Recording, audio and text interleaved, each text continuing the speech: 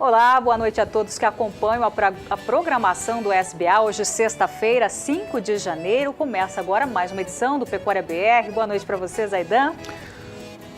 Boa noite, Renata. Boa noite a todo mundo que acompanha a nossa programação. A Associação Brasileira da Indústria Frigorífica, Abrafrigo, destaca o bom momento no comércio internacional da nossa carne bovina. Em 2017, o fechamento foi com números positivos. 10% no aumento em volume exportado e 14% no faturamento, na comparação com os números de 2016. E no mercado do boi gordo, nesta sexta-feira, aumentam as ofertas de compras abaixo da referência. As indústrias testam o mercado e é observado mais ajustes negativos do que positivos para o preço da arroba hoje. Mas pecuaristas mobilizados em rede social alertam para essa manobra da indústria a de alongar as escalas e, com isso, dizendo que a situação é confortável. A recomendação é a de ofertas a conta-gotas. E uma tempestade no interior de São Paulo, na região de Franca, matou cerca de 90 bois. Segundo informações da polícia, os animais foram atingidos por um raio. E a estimativa é de prejuízo aí de R$300 mil. Você vai conferir também a previsão do tempo para a sua região. No Centro-Sul, não é, Renata? A umidade do solo tem garantido um bom crescimento, um bom desenvolvimento das pastagens.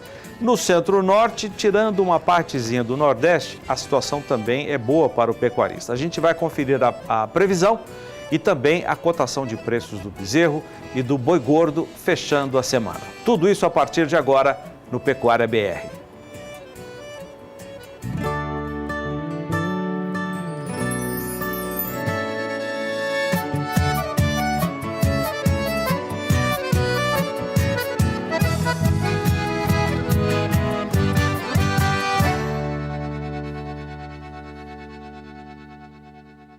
O Brasil deu em agosto do ano passado uma notícia, o primeiro passo para uma criação de uma produção em escala de um alimento que pode aí salvar vidas. Estamos falando do leite com propriedades da beta-caseína A2A2, que pode se tornar comercialmente viável. Veja mais detalhes na reportagem de Daniel de Paula. Que o leite é vida, todo mundo sabe, desde que nasce. Mas que alguma intolerância às substâncias de determinados tipos de leite pode ser revertida com a redescoberta de uma proteína contida nesse alimento fundamental para a saúde humana, muita gente começa a saber agora. Está em fase de estudo a criação de uma produção em escala do leite A2A2 certificado para fornecimento à população, a exemplo do que há muito mais tempo já fazem Nova Zelândia, Austrália e China, só para ficarmos em 3 exemplos. No Brasil, esse debate começou num encontro em Novo Horizonte entre a Secretaria de Agricultura de São Paulo, técnicos de renomados centros de pesquisa e produtores rurais de todo o país. A gente sentiu que o produto é tecnicamente indicado, é um produto, pode-se dizer, medicinal, que no comércio ele vai ter inclusive um valor bastante diferenciado, e isso é uma grande oportunidade para o setor. Basta o setor se organizar. Esse evento nasceu de uma ideia, de uma visita na fazenda. Falei, não, precisava a gente então regulamentar e aflorar o assunto entre a pesquisa, entre o médico, a indústria, para todo mundo saber o que é o A2. E foi um sucesso.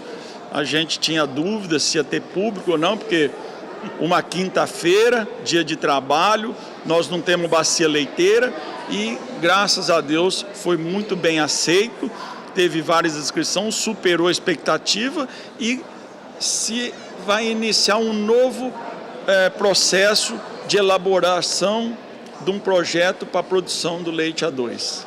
A estruturação dessa nova tecnologia nasceu de uma quase coincidência, contada no encontro pelo empresário Marcos Pérez.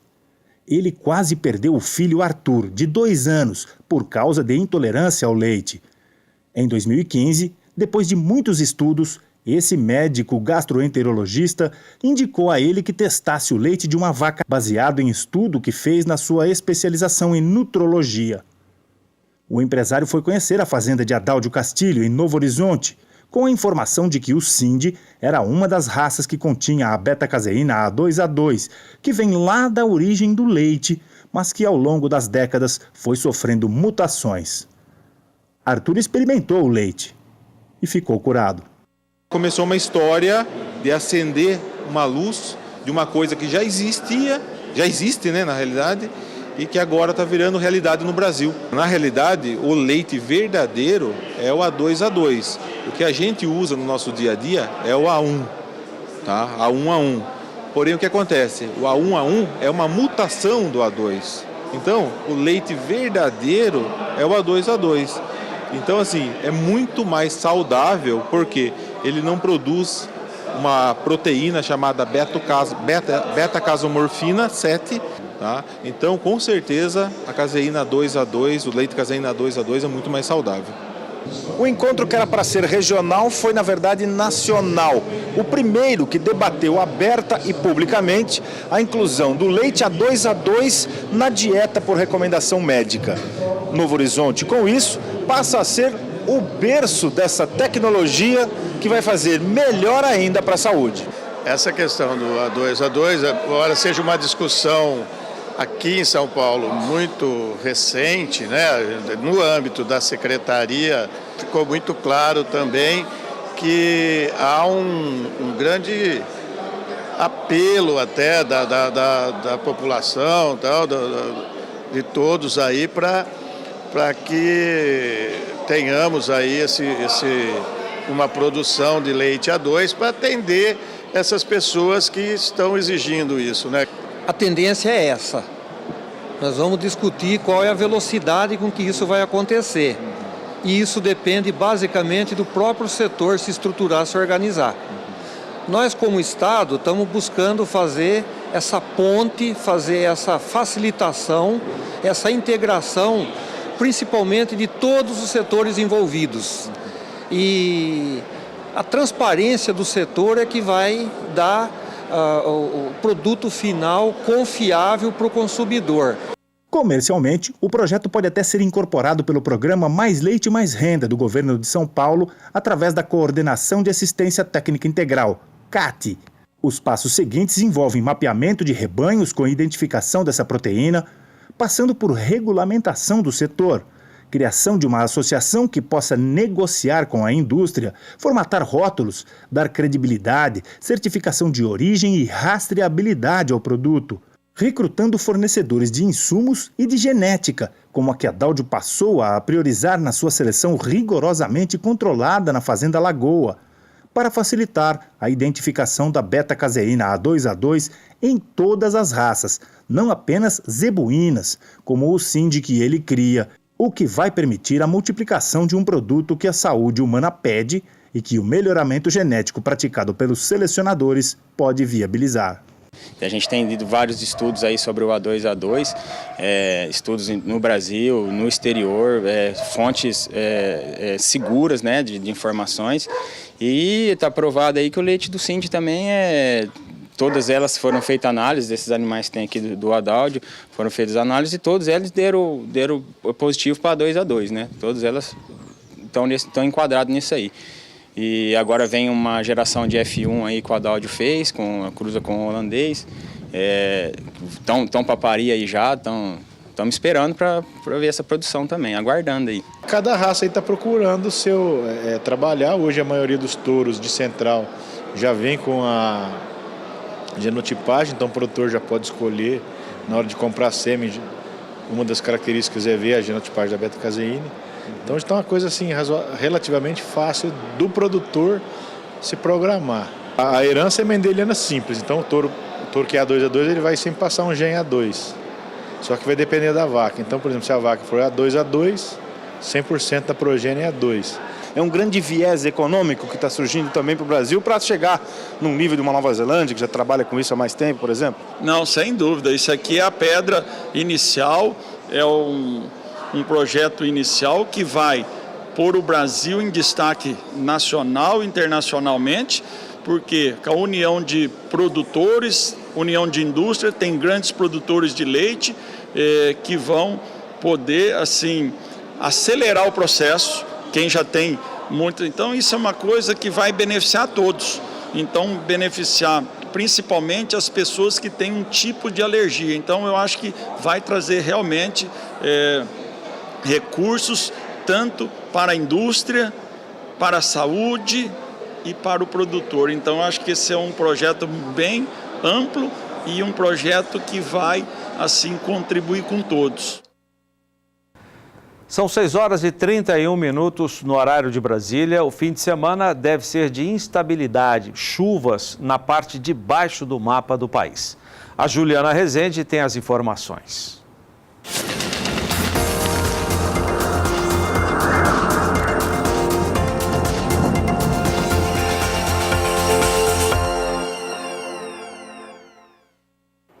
Neste final de semana, uma frente fria se forma na costa da região sul e avança rapidamente em direção à costa da região sudeste. Isso segue favorecendo grande parte das áreas de pastagens, porque esse sistema ajuda a intensificar e alimenta as instabilidades. Agora, a umidade do solo segue bastante elevada em grande parte dessas áreas em rosa.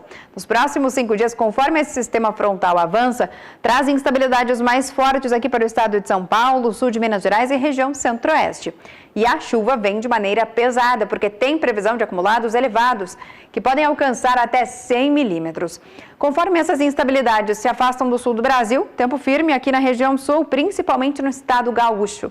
Durante a segunda semana, essas instabilidades perdem intensidade no centro do Brasil, mas conseguem se espalhar cada vez mais. Então, volta a chover na região sul e dessa vez a chuva aqui entre o centro-oeste e o sudeste não deve ser tão elevada e com volumes tão altos. O volume de água dessa vez fica em torno de 30 milímetros aqui entre Minas Gerais e São Paulo e no norte do Mato Grosso. E essa mesma condição também vai persistir durante a terceira semana. Até o dia 20 do mês de janeiro, previsão de instabilidades abrangentes em todas as regiões do centro-sul do Brasil. Isso segue garantindo bom crescimento para as áreas de pastagens na maior parte do centro-sul do Brasil.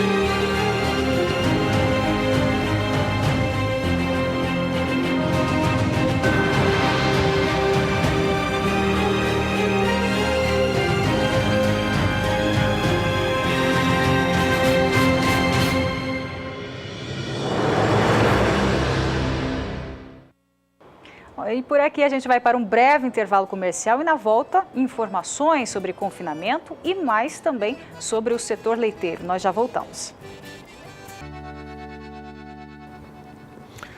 2017 foi um ano bom para os confinadores, ou pelo menos para a modalidade de confinamento de bovinos no país. A avaliação é da associação que reúne os que usam essa tecnologia de engorda, a ASOCOM. Quem vai trazer os detalhes aqui do nosso estúdio é o Kleber Rabelo. Boa noite, Kleber. Boa noite a todos. O volume de animais confinados cresceu 5,5% de acordo com a Associação Nacional da Pecuária Intensiva, a ASOCOM. O crescimento esperado para 2017 era de 25%. Para 2018, o volume esperado da ASOCOM é próximo a 12% no confinamento. Espera-se a recuperação da economia e do consumo interno, além de maiores exportações. Quanto ao custo de produção, é esperado apenas um crescimento normal. A entidade destaca o desafio de ser mais produtivo sem grande avanço no volume de pasto, uma vez que os produtores rurais também utilizam a agricultura e o alto custo de novas terras, implicando na intensificação do confinamento. Renata? Tá certo, Kleber. Bom, e a gente volta a falar sobre pecuária leiteira. Em 2017, o ano começou com preços do leite pagos ao produtor nos maiores patamares da série histórica iniciada pelo CPEA em 2004. Veja mais informações. Nos primeiros meses de 2017, os valores elevados do leite no campo e os menores preços do milho e do farelo de soja motivaram produtores a investirem na atividade e aumentarem a produção. De acordo com o Índice de Captação de Leite do CPEA, que monitora a aquisição das indústrias mensalmente, a captação de leite subiu 9,38% na média Brasil, que considera os estados da Bahia, Goiás, Minas Gerais, São Paulo, Paraná, Santa Catarina e Rio Grande do Sul, de janeiro a novembro, resultado puxado principalmente pelo sul do país. Na comparação da média de janeiro a novembro de 2017 com a do mesmo período de 2016, o incremento é de 7,76%. O aumento da oferta de matéria-prima no campo, porém, superou a demanda, que já vinha enfraquecida desde 2016. Por conta da recessão econômica, consumidores brasileiros foram às compras com mais cautela, diminuindo a aquisição de produtos que não são considerados essenciais, o caso da maioria dos produtos lácteos. Segundo cálculos do CPEA, o consumo aparente de lácteos per capita caiu 2,2% de 2013 para 2016, com média de 171,2 litros de leite. A diferença entre o aumento na produção e a queda da demanda levou à desvalorização acumulada de 22% do leite no campo, de junho a outubro. Na média desse período, o preço ao produtor ficou 19% abaixo do registrado no mesmo intervalo de 2016. Na média de janeiro a dezembro de 2017, o recuo no preço é de 9% na comparação com 2016 em termos reais. Vale destacar que as importações de lácteos em 2017, na verdade, apresentaram fortes quedas se comparadas às de 2016. O volume total importado foi de 72 mil toneladas, 48,5% abaixo de 2016, sendo que só de leite em pó foram 39 mil toneladas, 56,1% a menos que no ano anterior. E ainda falando em setor leiteiro, a Cemex Brasil levou ao Canadá um grupo de técnicos e também de produtores de leite para um tour em fazendas leiteiras na província de Quebec e também em Ontário. E esse tour fez parte aí também da visita a uma feira, uma das maiores feiras agrícolas da América do Norte. O Canal do Boi acompanhou essa visita também na feira em Toronto, que é a feira Royal Winter Fair, que fica em Toronto, e o Zaidan, mais o Valdec de Souza, fez a reportagem. Acompanhe. Nós estamos na entrada principal de um grande centro de convenções e eventos em Toronto, no Canadá. É aqui dentro que está instalada a Royal Winter Fair. São 95 anos de tradição dessa feira realizada indoor. O destaque é a atividade primária. Aqui são pequenas associações de produtores do estado de Ontário e de estados vizinhos a essa província do Canadá que expõem seus produtos. O gado tem destaque especial nessa feira.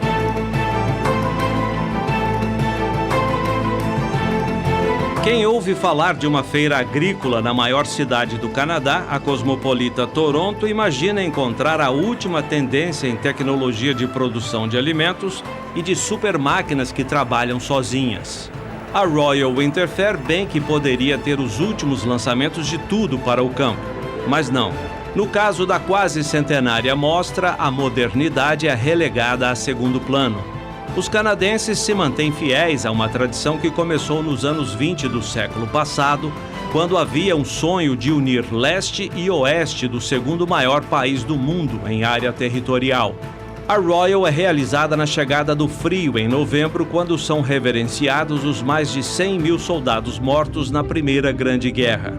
O símbolo da lembrança é uma papoula, flor vermelha que fica estampada nas roupas do canadense. A feira valoriza e como o trabalho diário de agricultores e pecuaristas nas fazendas. Dá gosto ver tanta riqueza e qualidade na disposição de frutas, verduras, legumes, aves, suínos, caprinos, ovinos, queijos, peixes e um dos mais tradicionais produtos do Canadá, o xarope de maple, presente em quase todas as refeições do dia a dia. A agropecuária do Canadá aprendeu com o clima a ser eficiente. Em mais da metade do ano, as temperaturas baixas não permitem o cultivo nas áreas cobertas pela neve. No pouco tempo que tem, o agricultor precisa garantir a produtividade. Em 2017, mais de 300 mil pessoas passaram pela feira. Orgulho da província de Ontário, que sabe reconhecer a importância do setor primário, imprescindível para alimentar e manter unidas as famílias do Canadá, tão habituadas e satisfeitas com os costumes simples dos antigos. As tradições estão presentes em brincadeiras levadas a sério e expostas nos diversos estandes do pavilhão de eventos, como nos concursos da abóbora mais pesada, que chega a registrar quase 1 tonelada na balança, a melhor lã tosquiada de carneiro e até nos campeonatos das melhores esculturas talhadas na manteiga de leite. O mundo dos cavalos movimenta muito dinheiro na Feira de Toronto. Em 2017, a premiação chegou a 950 milhões de dólares em dinheiro. É a maior mostra indoor de equinos da América do Norte. Jovens e adultos, alguns até com participação em Jogos Olímpicos, se revezam na pista adaptada para o hipismo, que recebe também senhoras empenhadas em mostrar elegância no melhor conjunto condutora cavalo-charrete. Tudo é motivo para competições sadias, de um povo que tem poucas opções de praticar esportes e de lazer em áreas descobertas expostas ao calor, como há tantas no Brasil. No gado de corte, destaque para os rebanhos de sangue Angus, a principal raça produtora de carne no Canadá, ou de cruzamento de Angus com uma raça desconhecida no Brasil, a Maine Anjou. Este reprodutor foi reservado grande campeão. Na fase adulta, o touro pode chegar a 1.400 quilos de peso. No gado leiteiro, atrações não faltaram nos julgamentos de vacas Jersey, pardo suíço e de Ayrshire, raça pouco conhecida no Brasil. Para o grupo dos brasileiros levados ao Canadá pela Cemex, o grande destaque foi a mostra do holandês, considerada a segunda maior da raça no mundo, atrás apenas da exposição de Madison, realizada em outubro nos Estados Unidos. A nata do holandês canadense marca presença em Toronto. Dá para imaginar como é grande a disputa pelos campeonatos. O Canadá conta hoje com um rebanho de 950 mil vacas em lactação. Em 2016, produziu 9 bilhões e 300 milhões de litros de leite. O país possui quase 11 mil fazendas tecnificadas com uso de ordenhadeira mecânica e robôs. As grandes propriedades, tocadas por famílias com a ajuda de poucos funcionários, produzem em média 12 mil litros na lactação anual, ou cerca de 40 litros por vaca ao dia, segundo o Centro de Informação do Leite do Canadá. As vacas da Feira de Toronto produzem mais que a média nacional. Nelson Ziusdorf, presidente do Grupo Cemex do Brasil, destaca a produção de vacas de primeira cria.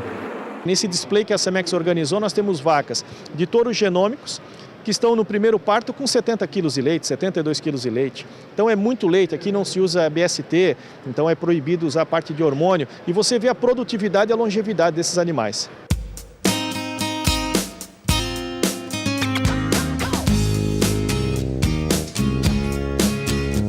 Aqui na Royal Winter Fair, em Toronto, o julgamento das raças é tratado como os grandes espetáculos.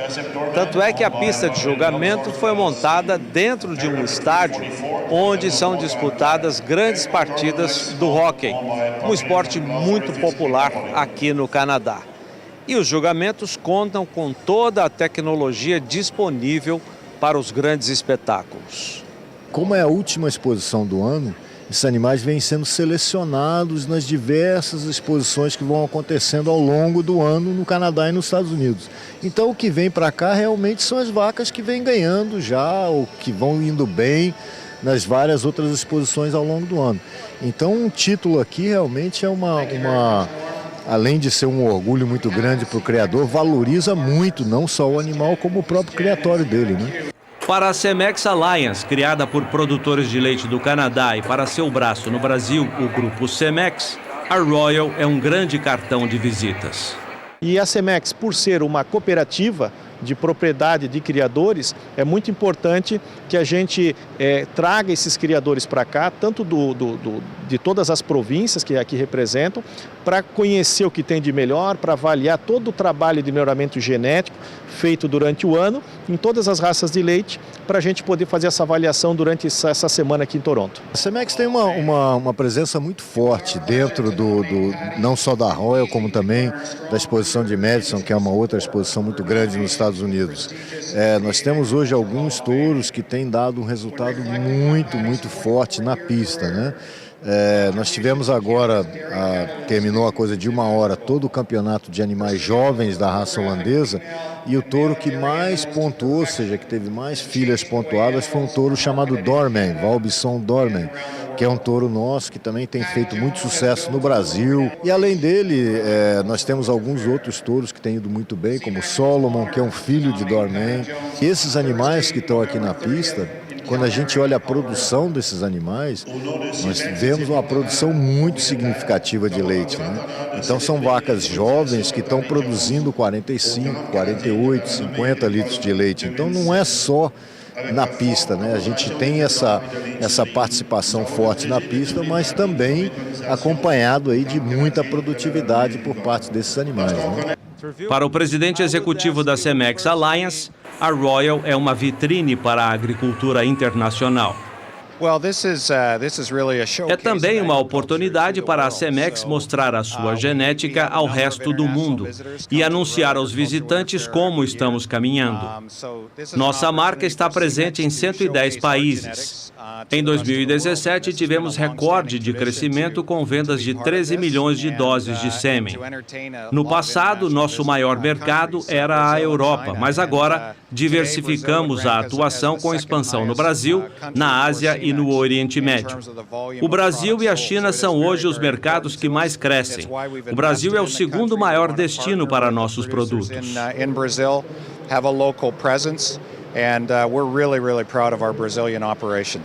Eu contei a ele que a Cemex firmou em 2017 uma parceria comercial e de marketing com o SBA. Ele disse estar otimista com a iniciativa. É uma parceria nova, mas já estamos estimulados com os resultados. Na bagagem de volta, os brasileiros trouxeram a experiência e o conhecimento da produção do melhor holandês do mundo. E a vontade de implantar a filosofia, a genética e a tradição de ser eficiente no trabalho de campo. O Brasil tem condições de produzir um animal dessa qualidade, sim. É só com muito esforço, porque até chegar lá vai demorar. É show, é gado top. Fico muito feliz de estar vendo os animais aqui em pista e nós estamos usando essa genética lá no Brasil.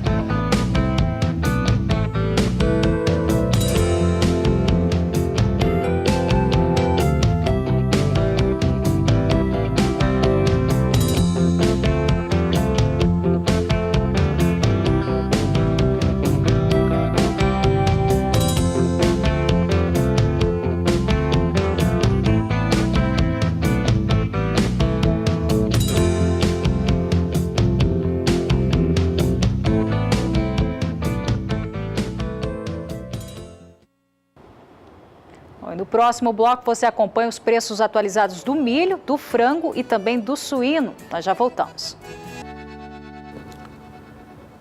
Voltamos com mais informações da retrospectiva do CPEA, referente a 2017. O ano começou com preços muito elevados para o milho, resultado da quebra de safras, das exportações de 2016.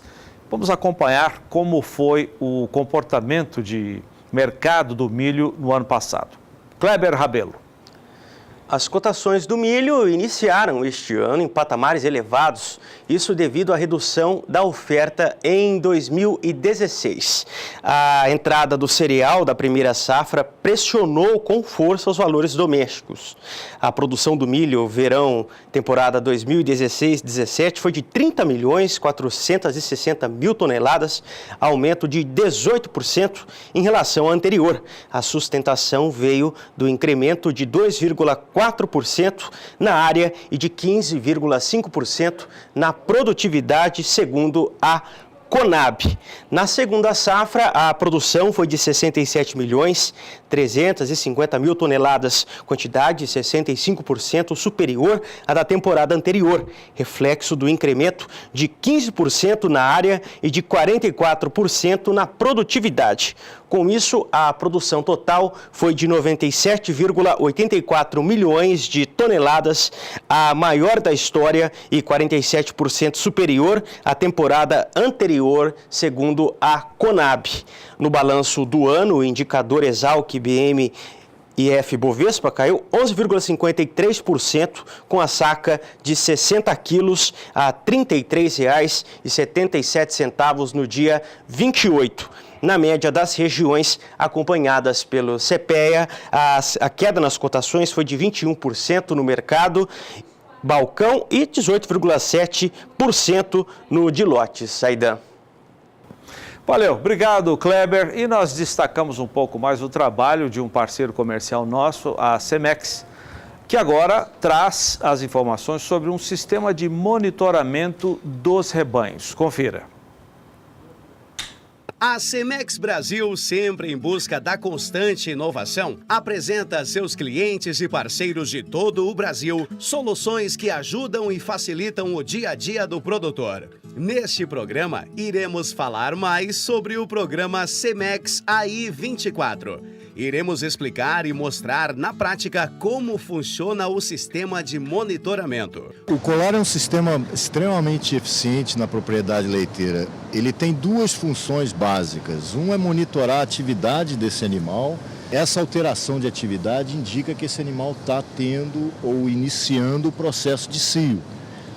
Todas essas informações são captadas por uma antena que está dentro do freestall e é jogado para dentro do computador para que o produtor possa visualizar essas atividades de cada animal rapidamente no computador. Esse monitoramento de atividade indica exatamente o horário em que a vaca entrou em cio e qual o horário que ela deve ser inseminada. Então são dois pontos muito importantes para melhorar a taxa de prenhez. Aumenta muito a taxa de concepção, a taxa de prenhez final do rebanho quando eles estão usando esse monitoramento de atividade. E a outra parte, outra função do colar é esse dispositivo que fica do lado esquerdo do animal, o rumen da vaca é do lado esquerdo, e o objetivo desse dispositivo é medir a taxa de ruminação, quantas vezes esse animal está ruminando por minuto. O sistema então vai mostrar para o produtor graficamente que essa taxa de ruminação caiu e o produtor vai chegar e vai olhar exatamente aquele animal onde ele identificou. Hoje esse sistema está em mais de 2 milhões de fazendas leiteiras no mundo inteiro. São mais de 15 milhões de vacas monitoradas pelo sistema. O Cemex AI24 já é realidade dentro de muitas fazendas parceiras da Cemex em todo o Brasil. Uma solução completa que permite ao produtor uma maior eficiência e rapidez dentro da sua fazenda, quando a questão é identificação de cio e diagnósticos de enfermidades. E a opinião dos pecuaristas é unânime. A ferramenta é indispensável. Confira alguns depoimentos. Hoje nós estamos com os dados dos zootécnicos da fazenda bem mais equilibrado graças ao programa. Antes e depois, como é que tá?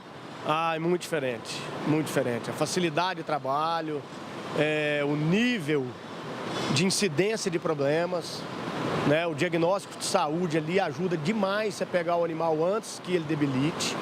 O custo de medicamento foi lá para baixo, porque nós passamos a conseguir resolver problemas que você gastava cargas de antibióticos apenas com preventivos. Às vezes o funcionário nem não vai no curral ver o que está acontecendo com animais. Nós pegamos uma certa confiança com o programa que dá para rodar, às vezes, até sem você estar vendo os animais. Então, o funcionário monitora, eu tenho a oportunidade de estar em casa, qualquer lugar que eu tiver, estar monitorando junto com eles. Né? Facilita a cobrança. Opa, isso aqui ficou, você está vendo tudo. É um sistema fantástico. A taxa de prenhez do primeiro cio aumentou consideravelmente. A gente pulou de 30% para 50% das vacas presas da primeira inseminação. Então, quer dizer, isso é observação de si, né? A taxa de serviço melhorou, a concepção e a taxa de prenhez também melhorou bastante. Isso prova que o programa está sendo útil. A gente pegou uma vaca outro dia com um deslocamento de homogênese através do 24. O AI-24 se tornou o olho do manejo? Com certeza. Hoje eu não consigo me ver aqui nessa fazenda sem o AI-24. Não dá mais para ficar sem ele. Hoje em dia não dá. Pelo também a quantidade de animais, né? Então você não controla mais um por um. Quando você tem 50 vacas, ainda você vai e controla, dá para ver e tal. Mas com 300, 400 vacas hoje, não dá mais para você ficar sem essa tecnologia. Não deixa mais colar? Não, deixa sem colar, não dá mais. Só se vier uma outra tecnologia melhor ainda, talvez para isso, mas sem os colar não dá mais hoje em dia. Acho eu. Roberts, é um sistema extremamente viável, inclusive pela facilidade de acesso, né? Como é que vocês conseguem acessar? Hoje você tem acesso pelo computador, aí você tem uma outra tela pequena que é mais para os funcionários e você consegue acompanhar até mesmo no teu smartphone, no teu celular, em qualquer lugar do mundo, aí você consegue ter o sistema na palma da mão. O benefício que traz para a fazenda é fantástico. Só de protocolos, para se ter uma ideia, eu fazia em torno de 40 a 60 protocolos mensais para conseguir manter o meu processo reprodutivo da fazenda. Após a utilização do programa, hoje se tem em torno de 6 a 10. Tá? Então, reduziu drasticamente. Só de custo com hormônios que eu gastava, eu já economizei bastante dinheiro. Já paguei? Não, ainda não. Se a gente for computar só o número de animais que a fazenda parou de perder, eu acho que já pagou grande parte do investimento. É uma taxa de retorno de investimento fantástica. Eu não vejo a fazenda sem esse sistema mais não. Faça você como os parceiros da Cemex e tenha um aliado dentro da sua fazenda. O Cemex AI-24, além de ajudar na observação de cio, ainda aumenta as taxas de prenhez e reduz drasticamente os gastos com medicamentos e protocolos. Tenha em suas mãos a facilidade do controle de cio e das doenças dos seus animais. Procure o Regional Cemex mais próximo ou ligue 47-3231-0400 e consulte possibilidade de locação do sistema para sua propriedade. Agora a gente vai direto à Bolsa de São Paulo com a Sara Kirchhoff, que traz para a gente os preços atualizados do milho, do suíno e também do frango. Boa noite para você, Sara. Boa noite, Renata. Boa noite a todos que nos acompanham no programa Pecuária BR. E o dia hoje foi de queda para o milho, tanto no mercado físico quanto no mercado futuro. E com isso, a queda no mercado físico ficou ainda maior no acumulado do mês de janeiro, primeiro mês de 2018, Renata. Eu vou começar destacando, então, o milho no mercado físico. Ontem, a saca de 60 quilos aparecia por R$ 33,61 no indicador CPEA e hoje, com uma queda de quase 1%, foi para R$ 33,26. R$3,31. No acumulado do mês de janeiro, a queda do milho no mercado físico, segundo o indicador CPEA, é de quase 1,5%. E no mercado futuro, a situação não foi diferente hoje para o milho. Dia de queda também aqui na Bolsa de Valores de São Paulo. Os contratos entregues em janeiro tiveram uma desvalorização de 0,66%. E ontem o valor da saca, que vinha em R$ 33,12, hoje então caiu para R$ 32,90 no ajuste atual, caindo mais 9 centavos nos últimos negócios.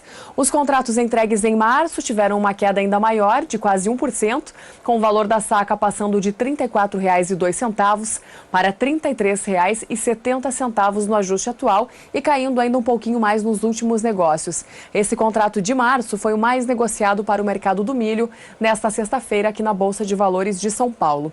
Já os contratos entregues em maio de 2018 tiveram uma queda também próxima de 1%, com o valor da saca passando dos anteriores R$ 33,77 para R$ 33,45 no ajuste atual, subindo 10 centavos nos últimos negócios.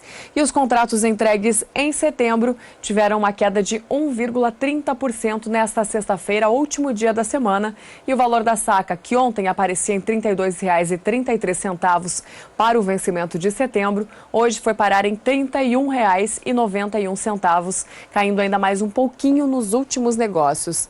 Do mercado do milho, já passamos para o mercado do suíno, com o preço do suíno vivo no estado de Santa Catarina. O quilo, que ontem vinha em R$ 3,39, hoje teve uma alta, e passou para R$ 3,40. No acumulado do mês, o suíno vem em alta de 0,29% agora no mês de janeiro. Essa foi a primeira alta aí que a gente observou, a primeira movimentação, né, desde o fim do ano passado. Uma leve alta de 1 centavo, mas que já pelo menos movimentou um pouquinho. No mercado do frango, a situação foi diferente. Hoje não teve nenhuma alteração. O preço permanece exatamente igual ao de ontem. R$ 3,69 o preço do frango congelado quilo no estado de São Paulo. Preços estáveis, portanto, no dia, mas no acumulado do mês, o produto já vem aí com uma queda de 2,64%. E o CPEA, o Centro de Estudos Avançados em Economia Aplicada, aponta para uma alta no fornecimento de frango agora no ano de 2018, uma alta de 3,34% na oferta do produto. Só que a demanda ela não deve acompanhar essa oferta, ela deve subir em torno de 1,5%, de acordo com os pesquisadores do Centro de Estudos Avançados em Economia Aplicada. Por isso, eles destacam também que as exportações serão cruciais para dar conta dessa oferta toda que está vindo por aí. Renata, é com você. Tá certo, Sara, obrigada pelas informações. Daqui a pouco ela volta, a gente vai para um breve intervalo comercial, ela volta com mais preços do bezerro e também do boi gordo e também mais informações de pecuária para você. Nós já voltamos. 7h09 no horário de Brasília. Vamos falar de um acontecimento recente no interior do estado de São Paulo. Um raio matou, esse raio, 84 bovinos na região de Franca, interior paulista. Para falar desse assunto, nós trouxemos aqui um professor de física da Universidade Federal de Mato Grosso do Sul, o Widney Alves Fernandes, que já esteve aqui conosco no canal do Boi, até para falar desse mesmo assunto, os raios que matam o gado no campo. Professor, muito obrigado pela presença do senhor aqui. Eu que agradeço a oportunidade. Pois é uma coisa comum de acontecer no campo. O que o senhor pode falar sobre isso?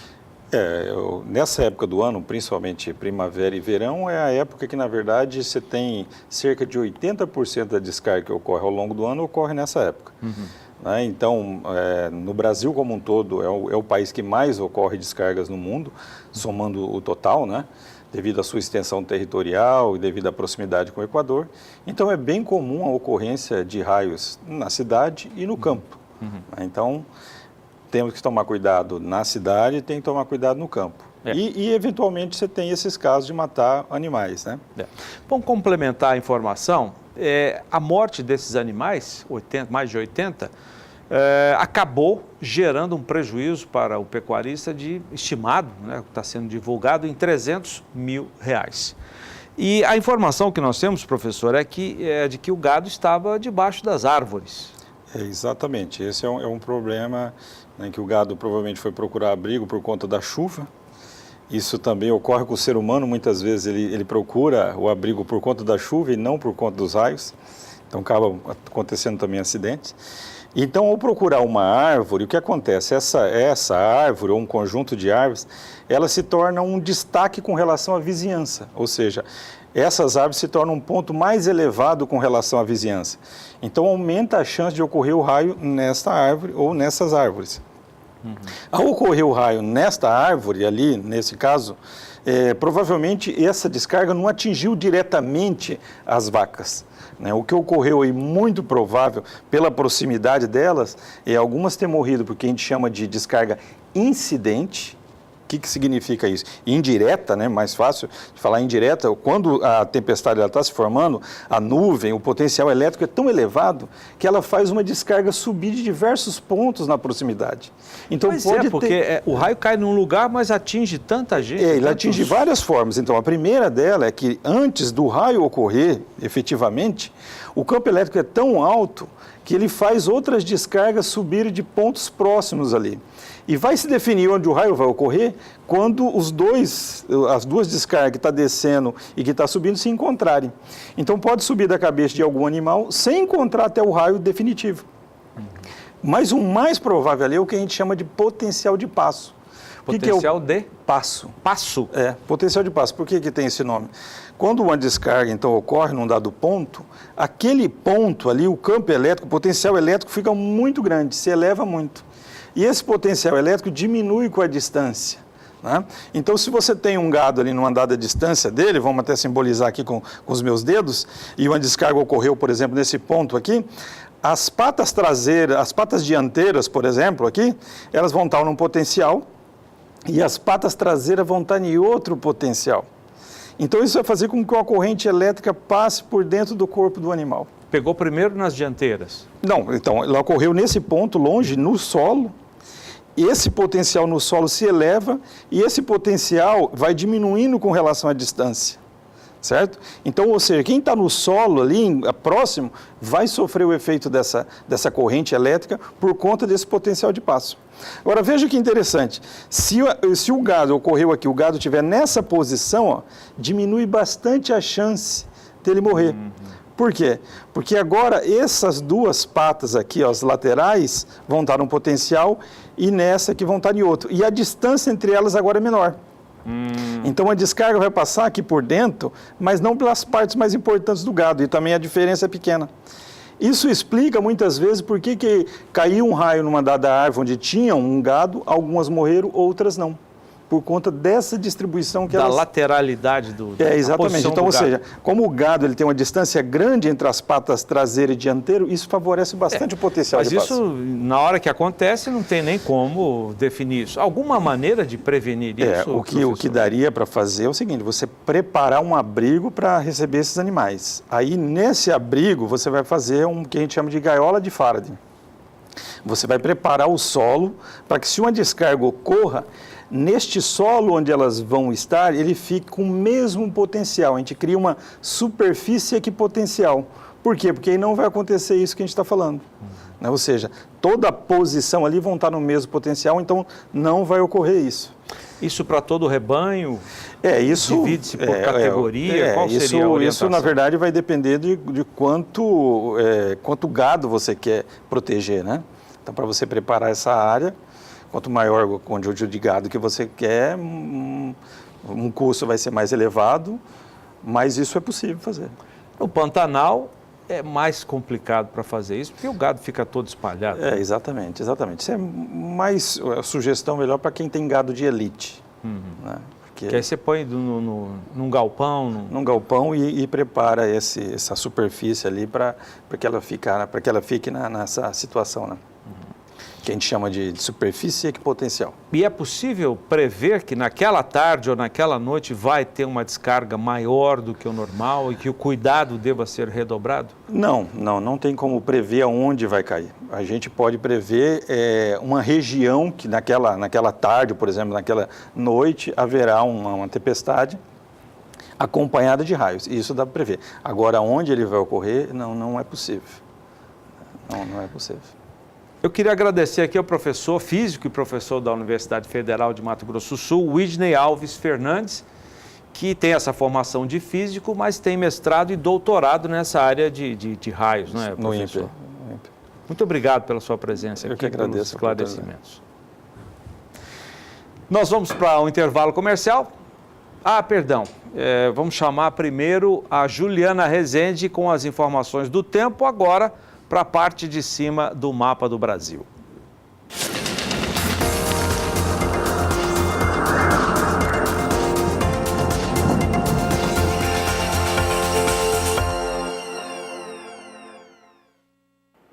Algumas áreas do interior do Nordeste seguem com problemas em relação à disponibilidade hídrica do solo. Nessas áreas, principalmente aqui em laranja e vermelho do mapa, os índices seguem extremamente baixos, em torno de 10%, o que não é suficiente para garantir bom desenvolvimento para as pastagens. Nos próximos 5 dias tem previsão de chuva até que abrangente, na metade norte do Brasil. Só que na região norte que o volume de chuva é mais elevado, podendo alcançar de 50 até 70 milímetros. Enquanto que no Nordeste, chuva abrangente, mas fraca, com volumes baixos, que não passam agora de 15 milímetros na maior parte das áreas do oeste da Bahia e toda a faixa leste da região Nordeste. E durante a segunda semana essa condição pouco vai mudar, porque as instabilidades seguem mais expressivas na região norte. Agora no Nordeste, previsão de persistência dessas instabilidades mais fracas e com volume mais baixo. Já durante a terceira semana, até o dia 20 do mês de janeiro, essa condição vai persistir também. As instabilidades seguem perdendo cada vez mais intensidade no interior do Nordeste.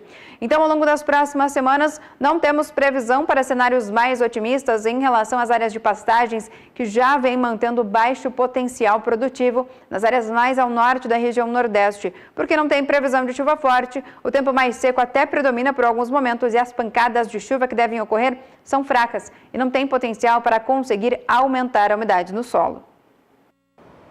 Bom, a gente volta agora à Bolsa de São Paulo com a Sara, que tem o fechamento no mercado financeiro e também os preços atualizados do bezerro e do boi gordo. Com você, Sara. Isso mesmo, Renata. Vamos lá mais uma vez. Hoje, então, o dólar começou o dia em alta frente ao real, depois aí de 3 quedas consecutivas, mas terminou o dia mais uma vez em queda, próximo da estabilidade, mas ainda assim em queda. Isso aconteceu depois que foram divulgados os dados referentes à criação de empregos nos Estados Unidos, referente ao mês de dezembro. Foram 148 mil novas vagas, de acordo com os dados oficiais divulgados hoje, e esse número ficou bem abaixo da expectativa do mercado. A queda, então, do dólar nesta sexta-feira, último dia da semana, foi de 0,03%, uma queda tímida, mas que consolida aí a valorização do real frente à moeda norte-americana, que termina o dia de hoje, portanto, aos R$ 3,23 mais 40. Dólar, mais uma vez, em queda no dia de hoje. Do dólar, eu vou passar, então, para o mercado do boi gordo, começando primeiro com o bezerro. Bezerro que hoje teve uma alta no indicador CPE. Ontem o valor do bezerro por cabeça no estado de Mato Grosso do Sul aparecia aí por R$ 1.151,65. Hoje teve uma alta de 20 centavos, mas no acumulado do mês o bezerro segue em queda no indicador CPE para o mercado físico. O boi gordo no mercado físico hoje teve uma forte alta, uma alta de quase R$ 2,00 no valor da arroba aqui no estado de São Paulo, R$ 1,80 a mais do que a gente viu ontem. Ontem, então, o valor da arroba aqui no estado de São Paulo aparecia por R$ 144,80. Hoje, com essa alta de 1,24% no dia, saltou para R$ 146,60. Agora, no acumulado do mês, boi gordo tem alta de quase 0,5% no mercado físico, de acordo com o indicador CPE. No mercado futuro, o boi gordo teve comportamentos mistos hoje aqui na Bolsa de Valores de São Paulo. Os contratos entregues agora em janeiro caíram 0,24%. E o valor da arroba passou de R$ 147,55 para R$ 147,20 no ajuste atual, caindo mais um pouquinho nos últimos negócios. Os contratos entregues em fevereiro, estes subiram, tiveram uma alta de 0,21%, com o valor da arroba ficando 30 centavos acima acima do que a gente via ontem, terminando em R$ 146,60 no ajuste atual. Os contratos entregues em março não tiveram variação, portanto, permanecem em R$ 146,70. E os contratos entregues em outubro, que é o mês referência, o mês importante para o mercado do boi gordo, subiram hoje. Com uma alta de 0,39%, o valor da arroba passou de R$ 153,05 para R$ 153,65, uma alta de 60 centavos no contrato de outubro no mercado do boi gordo. Uma notícia boa, então, para os pecuaristas, contrato de outubro em alta nesta sexta-feira.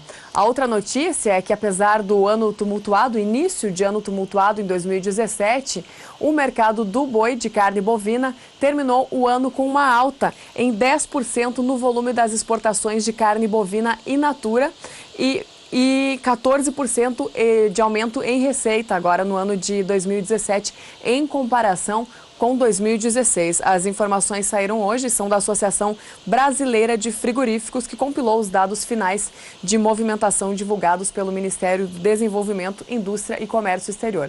Com isso, eu vou me despedindo por aqui, Renata, desejando para você e a todos que estão nos assistindo um excelente fim de semana e até segunda-feira.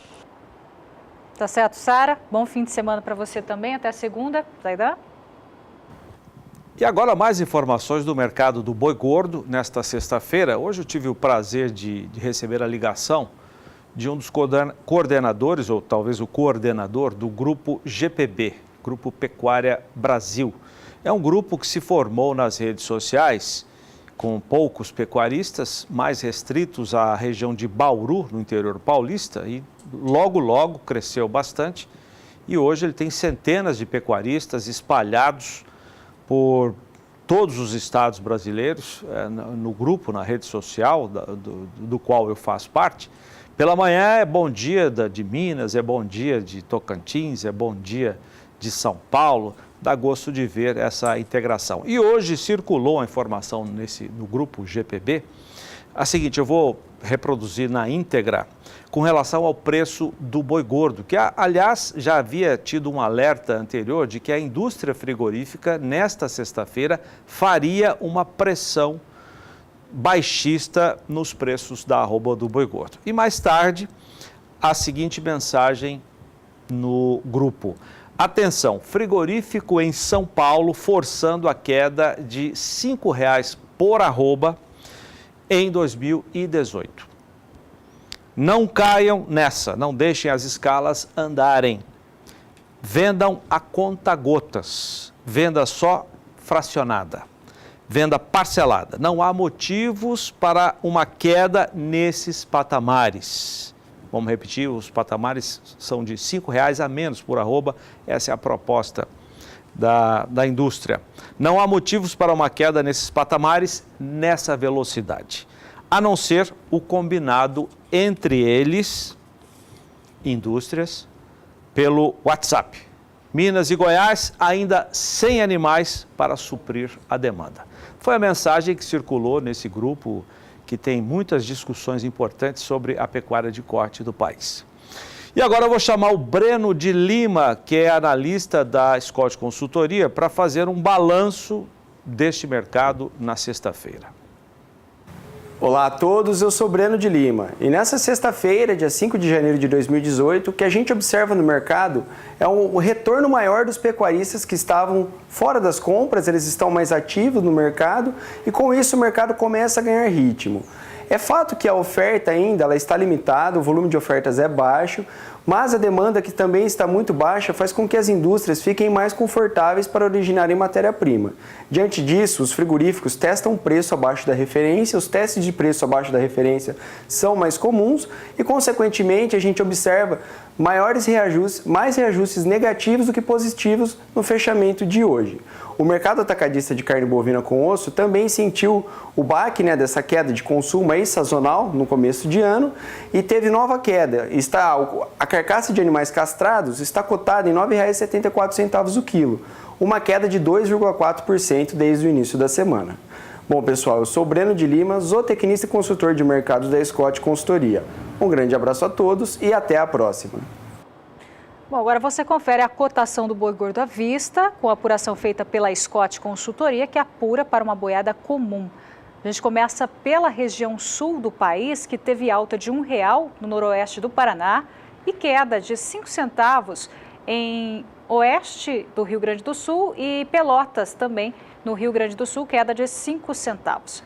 Região norte teve queda de R$1 em Marabá, no Pará, nas demais praças preços estáveis.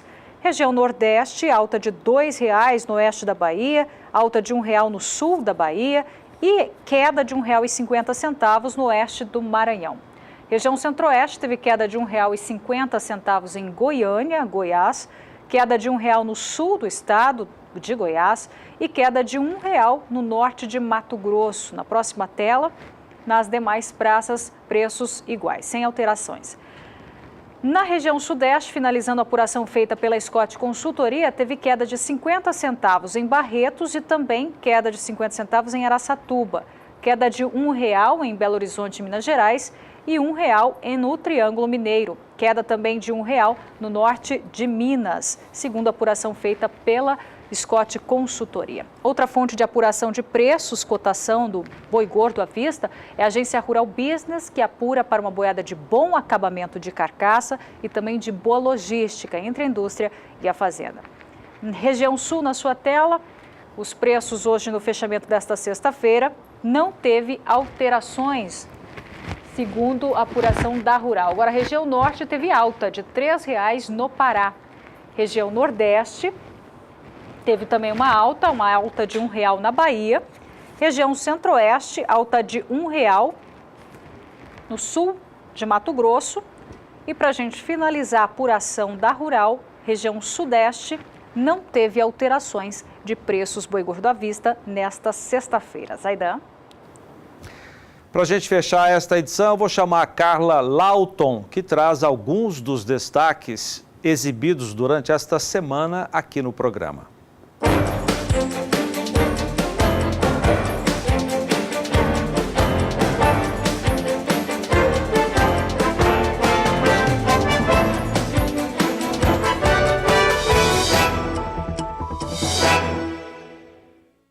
Olá! Começamos a primeira semana do ano com a retomada do mercado a passos lentos. E a recuperação dos preços internacionais dos bens primários e a safra recorde fizeram a balança comercial fechar 2017 com o melhor saldo positivo registrado até hoje. No ano passado, o país exportou 67 bilhões de dólares a mais do que importou. Melhor resultado desde o início da série histórica em 1989. O resultado está dentro das estimativas do Ministério da Indústria, Comércio Exterior e Serviços, o MDIC, que previa que o superávit comercial ficaria entre 65 e 70 bilhões de dólares no ano passado. Apenas em dezembro, a balança fechou com saldo positivo de mais de 5 bilhões de dólares. As exportações totalizaram 217 bilhões de dólares em 2017, com alta de 18,5% sobre 2016 pela média diária, o primeiro crescimento após 5 anos. A alta do ano passado, no entanto, foi insuficiente para retomar o recorde de exportações registrado em 2011, quando as vendas externas tinham somado 256 bilhões de dólares. O reaquecimento da economia também fez as importações subirem no ano passado. As compras no exterior somaram mais de 150 bilhões de dólares em 2017, com alta de 10,5% sobre 2016 pela média diária, o primeiro crescimento após 3 anos. Logo na segunda-feira, o assunto em destaque foi a aprovação pelos deputados estaduais de São Paulo do projeto de lei que prevê instituir a segunda-feira sem carne no estado. O projeto de lei foi aprovado no dia 27 de dezembro. O projeto gerou duras críticas de entidades como a Sociedade Rural Brasileira, da Associação Brasileira das Indústrias Exportadoras de Carne, a ABIEC, e da Associação Brasileira de Frigoríficos, a Abrafrigo, que representam frigoríficos de carne bovina, e da Associação Brasileira de Proteína Animal, a ABPA, que reúne empresas de carnes suínas e de frango. Em entrevista, o diretor da Agroconsult, Maurício Nogueira, destacou que se o projeto for sancionado, pode gerar uma perda de 29 bilhões de reais à cadeia produtiva. A gente tem o mercado paulista. Então, imagina que o projeto tenha efeito positivo e consiga atingir o objetivo dele, que é criar a cultura que o estado de São Paulo todo tire a carne da segunda-feira. Nós calculamos apenas para a carne bovina, falta ainda calcular o frango e o suíno, mas só na carne bovina, esse impacto da retirada de um dia de consumo de carne no estado de São Paulo causaria uma perda de 29 bilhões por ano no Brasil todo, né? Esse efeito todo aconteceria na cadeia produtiva.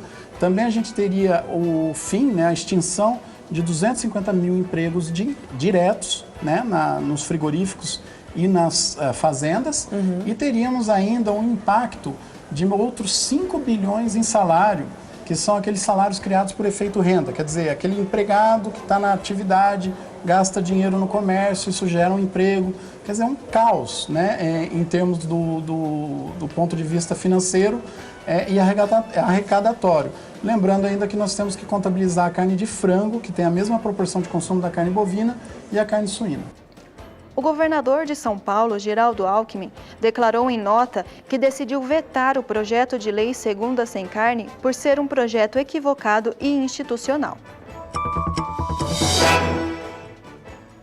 E a Scott Consultoria publicou a análise Carta Boi, falando sobre o projeto de lei Segunda Sem Carne, e apontou que limitar a carne em locais onde ela é institucionalmente oferecida, muitas vezes gratuitamente, é limitar o consumo por aqueles que menos têm opções.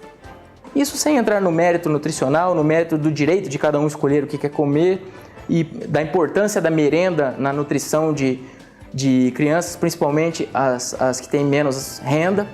Então, sem entrar nesses outros méritos todos e sem desconsiderar a importância de bem-estar animal, questões relacionadas à saúde, questões ambientais, tudo isso é importante, mas cada ponto desse já tem as suas discussões muito bem detalhadas e não vai ser uma segunda-feira sem carne que vai gerar uma consciência divina na população para pensar sobre o assunto, ainda mais na população que vai sentir mais falta dessa carne porque não tem outros meios para acessá-la muitas vezes. E estes foram os destaques dessa semana. Para mais informações sobre o agronegócio, acesse nosso canal no YouTube ou nosso site, que é o www.sb1.com. E até a próxima!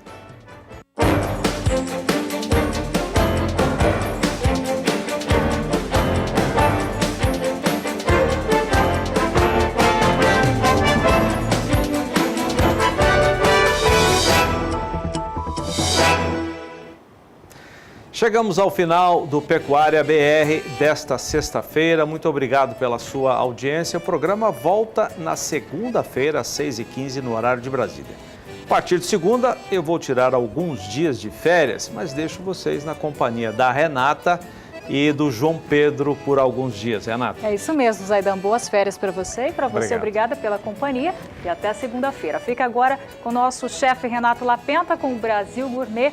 Tchau, tchau. Tchau.